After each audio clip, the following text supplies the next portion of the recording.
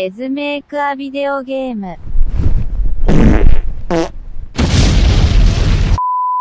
Welcome back, guys, to the Duck League. Today we're going to drink tea because we're going to talk seriously about our project Journey of the Light. So let's dive deep into our concept. So first of all, we're going to talk about gameplay, then about game mechanics, and finally I'm going to speak about the lore of this game. So starting with the most important game mechanic is the morality, choices between good and bad. I don't want to spoil too much details for the players, so I'm just going to say there will be choices that will have consequences. If a player will choose to do something that's easier for him at that particular moment, later in the game there will be harder mechanics that will disturb the player to reach his or her goal. Furthermore, one of the most interesting, I think, game mechanics we thought of was the view radius. So the view radius is this light source around our creature. It provides the view radius, what we can see, but it is also its health points. So basically, if our character loses health points, he also loses his vision.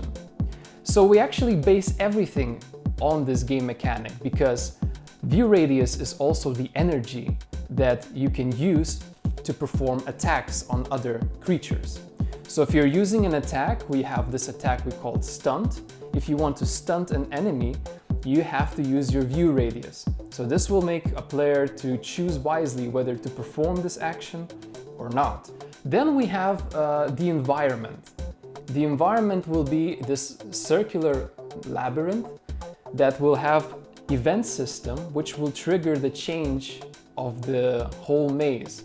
So we'll have a circular maze, so each of the ring might change from time to time depending on event or certain actions. We'll see. We still are in our progression. As we spoke in the previous video, there will be these vicious creatures in the maze that will try to get you all the time. So you can use this environment in the maze to hide into smaller gaps to avoid the enemy, or you can actually stunt the enemy to get away from him. So as I said, the gameplay, the core of the gameplay is just to reach the center of that maze. Finally, we have the lore. As for the first maybe idea of the lore was just to create this sort of mythical story of this light source that has to reach the center to bring the world a new day. And so we have the dark maze, which is basically just the darkness that the sun or this creature of light has to go through and encounter and beat it in order to bring the world something great.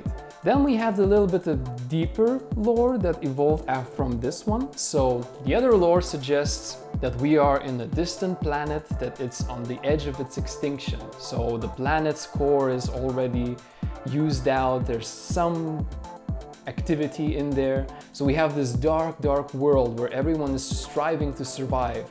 There are creatures who are crawling to hunt others. The other creatures are endlessly trying to find their path and getting stuck and lost, eventually dying out because their radius goes out.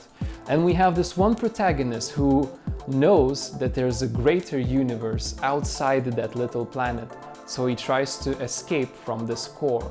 And finally, we thought of this as a more humane approach, a more anthropological approach maybe, to talk about the lore as if it was a depression. Now, the nature of the depression is just a defense mechanism that surrounds a person or individual with darkness. Because we are isolated from the world, but we're also stuck in our inner circle.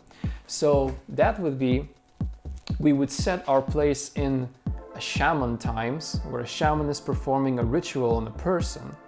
And this person is experiencing a vision that we would show as the gameplay.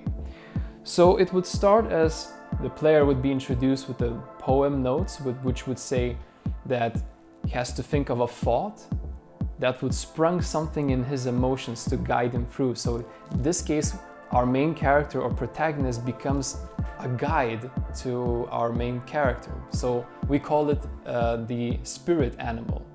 So we play as that spirit animal, which is guiding through a maze full of various different emotions, trying to disturb you or help you in a way. And the player has to go and reach the center to beat the depression and get out of that inner circle. And that's how I see actually this whole gameplay, which is just a loop of this depression that the character is trying to get out. And so the ending would be basically coming out of that maze and waking up into the reality. Well, there's gonna be a lot to do in the programming part, so well, I'll have to get started on it. It's gonna be an exciting adventure, so stay tuned. Okay guys, so for the next week, we're going to start our production. We're gonna focus on our main core mechanic, which is the morality, implementing the core game mechanics, so you'll start to see our progression as how the game grows. And so, I invite you now to give us a comment. Maybe you have any ideas, suggestions for us, and we'll be waiting for you in our next video. So stay tuned and goodbye.